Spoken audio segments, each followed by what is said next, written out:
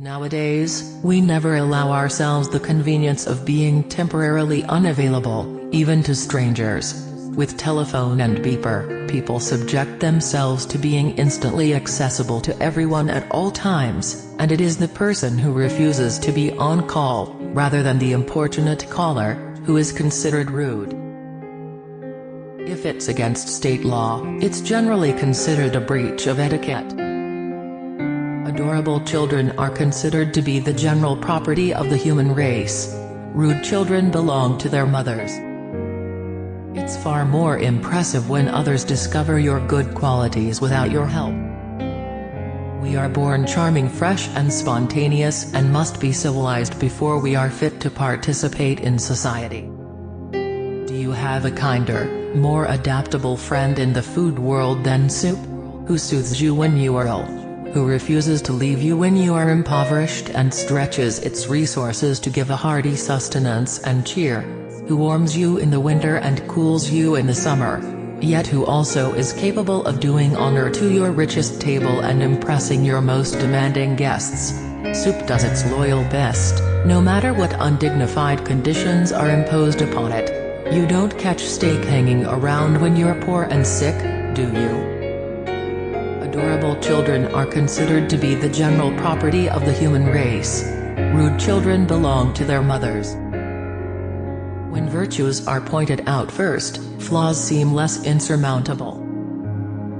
It is wrong to wear diamonds before luncheon, except on Onia Euro TMS marriage rings. Before, after, and during breakfast, luncheon and dinner, it is vulgar to wear a mixture of colored precious stones. It is always a comfort to know that so many things one can a Euro TMT afford to do anyway are vulgar. Ideological differences are no excuse for rudeness. There are 3 possible parts to a date, of which at least 2 must be offered: entertainment, food, and affection. It is customary to begin a series of dates with a great deal of entertainment, a moderate amount of food, and the merest suggestion of affection. As the amount of affection increases, the entertainment can be reduced proportionately. When the affection is the entertainment, we no longer call it dating. Under no circumstances can the food be omitted. We are all born rude. No infant has ever appeared yet with the grace to understand how inconsiderate it is to disturb others in the middle of the night.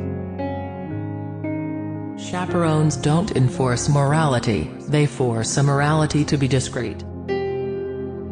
If you can't be kind, at least be vague.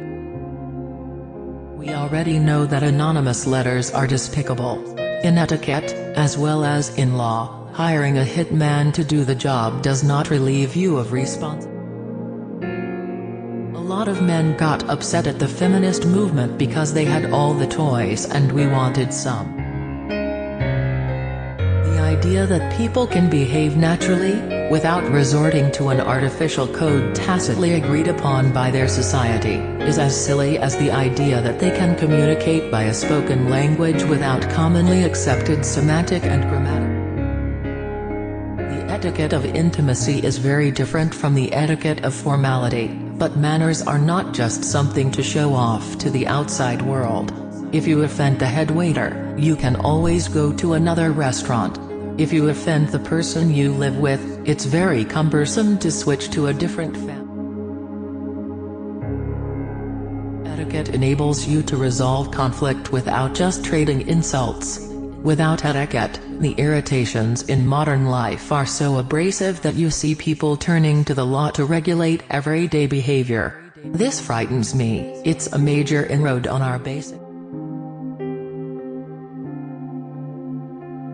When you're in love, you put up with things that, when you're out of love you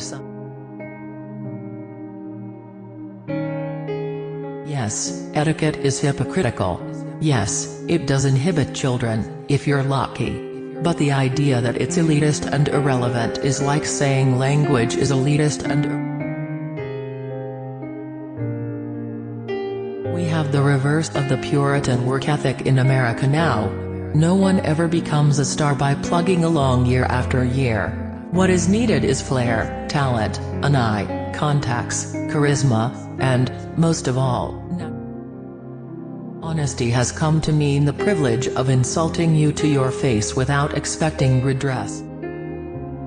For email, the old postcard rule applies. Nobody else is supposed to read your postcards, but you'd be a fool if you wrote anything private on one. For email, the old postcard rule applies. Nobody else is supposed to read your postcards, but you'd be a fool if you wrote anything. A wedding invitation is sent by people who have been saying, "Do we have to ask them?"